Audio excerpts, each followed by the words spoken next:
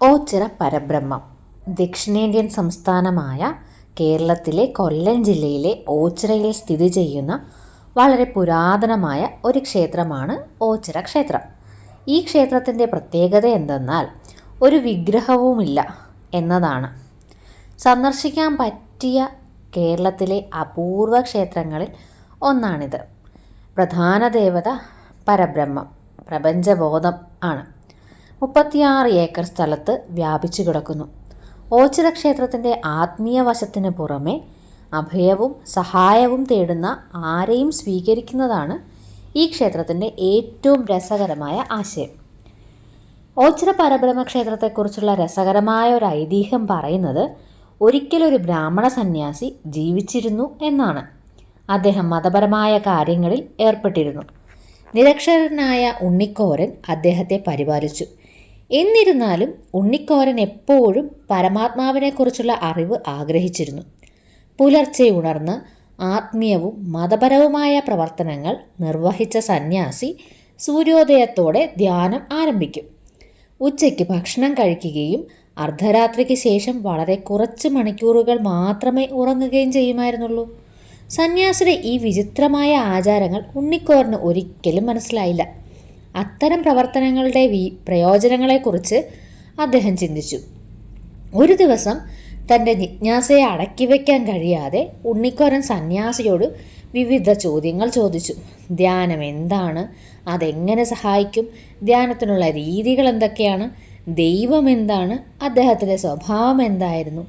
ഈ ജിജ്ഞാസയും താഴ്ന്ന ഉണ്ണിക്കോരനിൽ നിന്നുള്ള അറിവിനായുള്ള ആഗ്രഹവും കണ്ട് ആശ്ചര്യപ്പെട്ടെങ്കിലും ദിവ്യവും പരമോന്നതവുമായ ദൈവത്തെക്കുറിച്ചുള്ള ഈ പ്രത്യേക അറിവ് നിരക്ഷരനായ വിഡ്ഢിക്ക് പകർന്നു നൽകാൻ സന്യാസി ആഗ്രഹിച്ചില്ല. സ്വാർത്ഥതയോടെ സന്യാസി ചോദ്യങ്ങൾക്ക് അവ്യക്തമായി ഉത്തരം നൽകി. പ്രപഞ്ചത്തിൻ്റെ രൂപരഹിതവും പരമോന്നതവുമായ ശക്തിയെയാണ് താൻ ആരാധിക്കുന്നതെന്ന് മാത്രം പറഞ്ഞു. ഉണ്ണിക്കോരന് കൂടുതൽ കൗതുകം തോന്നി. ഗുരു, ഇതെങ്ങനെയായിരിക്കും? അയാൾ ചോദിച്ചു.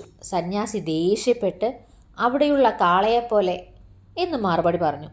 ദൂരെ മേഞ്ഞുകൊണ്ടിരിക്കുന്ന ഒരു കാളയെ ചൂണ്ടിക്കാണിച്ചു. ഉണ്ണിക്കോരൻ ഭക്തിയിൽ മതിമറന്ന് ഭക്തിയോടെ കൈകൾ കൂപ്പി ആ കാട്ടുകാളയോട് പ്രാർത്ഥിച്ചു. കാള കാട്ടിലേക്ക് വളരെ ദൂരം സഞ്ചരിക്കുന്നത് വരെ അയാൾ അത് തൻ്റെ കണ്ണിൽ വെച്ചു. തൻ്റെ ബുദ്ധിശക്തിയേക്കാൾ മികച്ച ആ ചെറുപ്പക്കാരൻ്റെ മണ്ടത്തരം കണ്ട് സന്യാസി രസിച്ചു, സ്വയം ചിരിച്ചു. കാട്ടിൽ നിന്ന് പതിവായി മേയാൻ വരുന്ന വെളുത്ത കാളയെ ഉണ്ണിക്കോരൻ പെട്ടെന്ന് ശ്രദ്ധിക്കാൻ തുടങ്ങി. അവൻ തൻ്റെ ജോലി ഉപേക്ഷിച്ച് വളരെ ഭക്തിയോടെ കാളയുടെ മുമ്പിൽ കുമ്പിട്ട് അതിനെ നോക്കി. അത് കാഴ്ചയിൽ നിന്ന് മറയുന്നത് വരെ പ്രാർത്ഥനകൾ മന്ത്രിക്കും. ഒരു ദിവസം സന്യാസി കന്യാകുമാരിയിലേക്ക് പോകാൻ തീരുമാനിച്ചു. യാത്രയ്ക്കുള്ള സാധനങ്ങൾ പാക്ക് ചെയ്യാൻ ഉണ്ണിക്കോരനോട് ആവശ്യപ്പെട്ടു. സന്യാസിയുടെ നിർദ്ദേശപ്രകാരം ഉണ്ണിക്കോരൻ ഓരോരുത്തർക്കും കൊണ്ടുപോകാൻ ഭക്ഷണവും വസ്ത്രങ്ങളും നിറച്ച 2 കെട്ടുകൾ തയ്യാറാക്കി. എന്നിരുന്നാലും യാത്രയുടെ ദിവസം സന്യാസി ഉണ്ണിക്കോരൻ്റെ കയ്യിൽ 2 കെട്ടുകളും കയറ്റി സ്വാഭാവികമായും ചുമക്കാൻ വളരെ ഭാരമുള്ളതായി തോന്നി. മറുവശത്ത് സന്യാസി യാതൊരു ഭാരവുമില്ലാതെ വേഗത്തിൽ മുന്നോട്ട് നടന്നു. അതേസമയം പാവ ഉണ്ണിക്കോരൻ ഭാരമേറിയ ഭാരം വഹിച്ചുകൊണ്ട് ക്ഷീണിതനായി അവൻ്റെ പിന്നിൽ നടന്നു.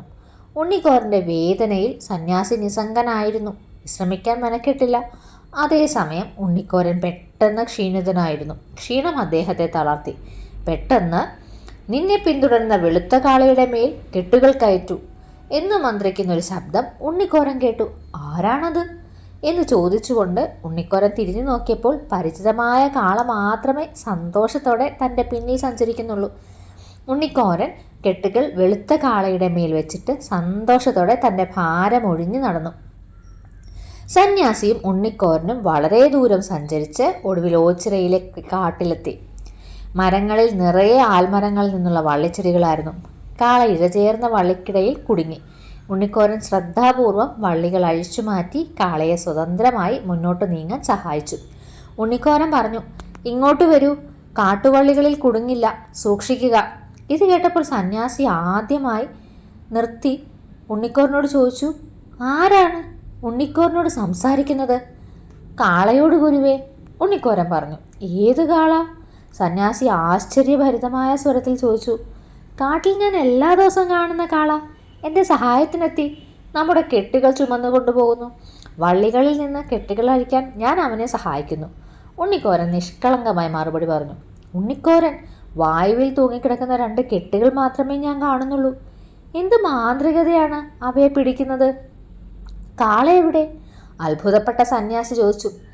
ഉണ്ണിക്കാവിൽ, ഇവിടെ ഈ പറമ്പിൽ. സന്യാസിക്ക് കാളയെ കാണാൻ കഴിയാത്തതിൽ അത്ഭുതപ്പെട്ട ഉണ്ണിക്കോരനും പറഞ്ഞു. തൻ്റെ തെറ്റും അഹങ്കാരവും മനസ്സിലാക്കിയ സന്യാസി ഉണ്ണിക്കോരൻ്റെ കാൽക്കൽ വീണു. അവൻ കരഞ്ഞുകൊണ്ട് നിലവിളിച്ചു. ദൈവമേ, ഞാൻ എന്ത് പാപമാണ് ചെയ്തത്? ഈ നിഷ്കളങ്കനായ ആത്മാവിനെ വഞ്ചിക്കാനും കബളിപ്പിക്കാനും ശ്രമിച്ചതിന് എന്നോട് ക്ഷമിക്കണമേ.